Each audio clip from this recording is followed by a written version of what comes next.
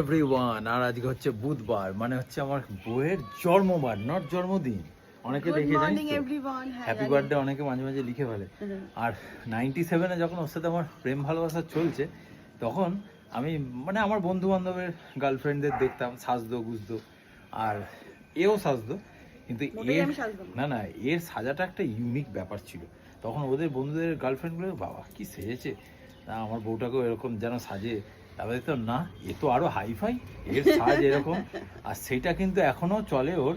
ও যেটা সাজে সেটা হয়তো হাটকে, আবার বইয়ের সুখ্যাতি করছি, তোমরা রাগ করো না, কিছু করার নেই, আমি করব, রাগ করলে করো।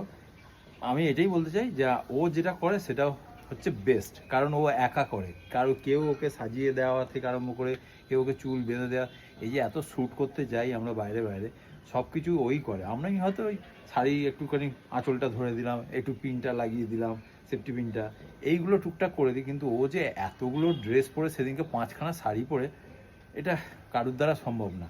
সবাই দেখো যারা এখন বড় বড় সেলিব্রিটি হয়ে গেছে, হয়ে গেছে, মানে ছোট থেকে বড় হয়েছে, তারা এখন 4-5 জনকে ক্যারি করে, কিন্তু আমরা কাউকে ক্যারি করি, ও শুধু আমাকেই ক্যারি করে। এই হচ্ছে ব্যাপার। তা বললাম, কিছু মনে করো না, এটা আমার মনে অনেক দিন ধরে ছিল, 2 দিন ধরে 3 দিন ধরে ভাবছি মর্নিং ভিডিওটা বলবো। ও বেস্ট, এটাই আমি বলতেছি। Thank you.